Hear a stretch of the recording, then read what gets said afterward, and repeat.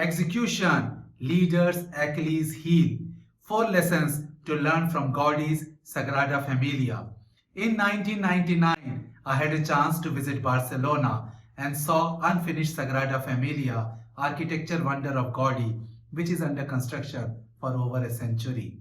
A few years into the job and recently trained in product development life cycle, I wondered why execution went wrong. 2 decades later, and having experienced executing multiple complex projects, I again visited Barcelona in 2013 and again visited Sagrada Familia. Certainly, the progress has happened, but it is still under construction. But this time, I learned important lessons in project execution. So watch my video until the end, where I am going to share 4 lessons from Gaudi's Sagrada Familia. And if you have not already liked and subscribed to my channel, then please do it.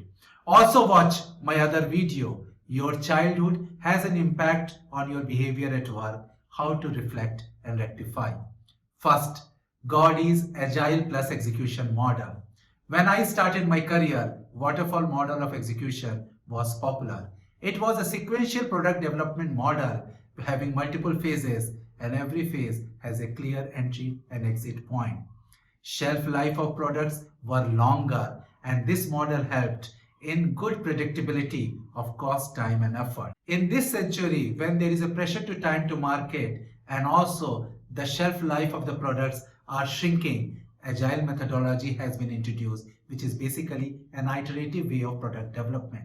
You define some feature, develop it, test it, deliver it. Then you define another set of features on top of the existing one, develop it and release it.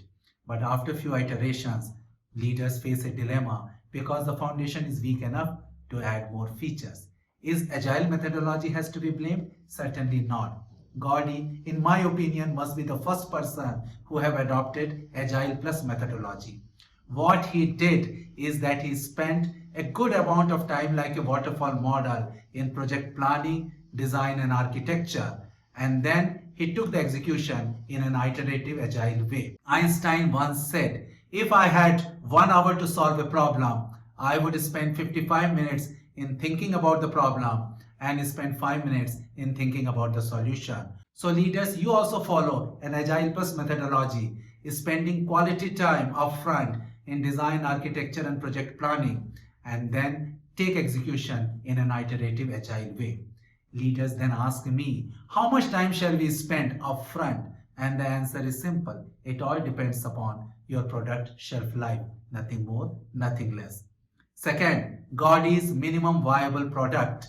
Startup founders raise money to build a minimum viable product, and then they show it to their prospective customers and investors, and then ask for more fund to build it to scale and to deploy.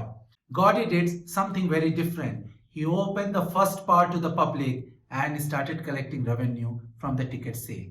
He used that revenue to build further and then opened the second part and started collecting revenue from the sale of first and second. And this is how iteratively he started progressing towards the execution and building Sagrada Familia. He did not raise fund from the patrons other than what he raised it in the initial stage. Startup founders would love to have such model where they don't have to raise fund after the MVP, provided they defined and executed MVP quite well. Third, Gaudi's prototype for customer win.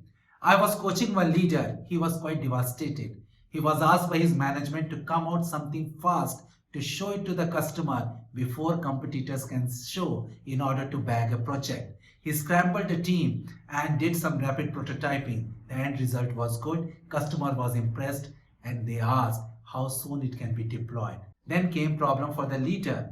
He couldn't use the prototype to build the product. He has to build it in a right way. His management was unhappy because after raising the customer expectation, it will be a dampener. And this story repeats in every organization where leaders in a hurry to grab business show some prototype and then later on they take a lot of time in order to build the actual solution. Ansel Adams said, there is nothing worse in showing a sharp image of a fuzzy concept. Leaders, you will have 2 options. First, either you tell the customer that this prototype is just a proof of concept, it will not scale to become a product. Or second, You do what Gaudi did.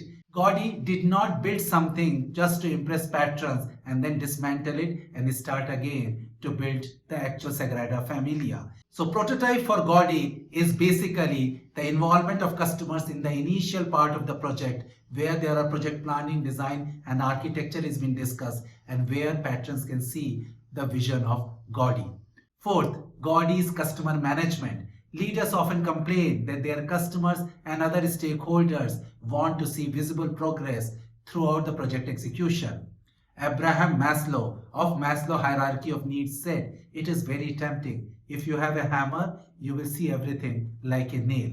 So what is hammer for leader? It's basically code. It's a visible code. So they throw more code in order to show progress. Wonder if Gaudi has to cut woods, glasses and stone to show progress. So how are you going to satisfy the stakeholder that you are in a right path? The same question was asked to Gaudi, and Gaudi said, "My client is not in a hurry." He meant that he is managing his customer quite well. So what leaders have to do? They have to ask right questions to the customer. Right question will determine the right solution, and understand that even the customers don't know the actual solution and they also want to rely on your expertise. So become a partner with your customer, be open, transparent and gain confidence. So leaders, you have seen how these 4 lessons from Gaudi's Sagrada Familia will help you in project execution. I hope you like this video. Do like, share and subscribe to my channel. Thank you.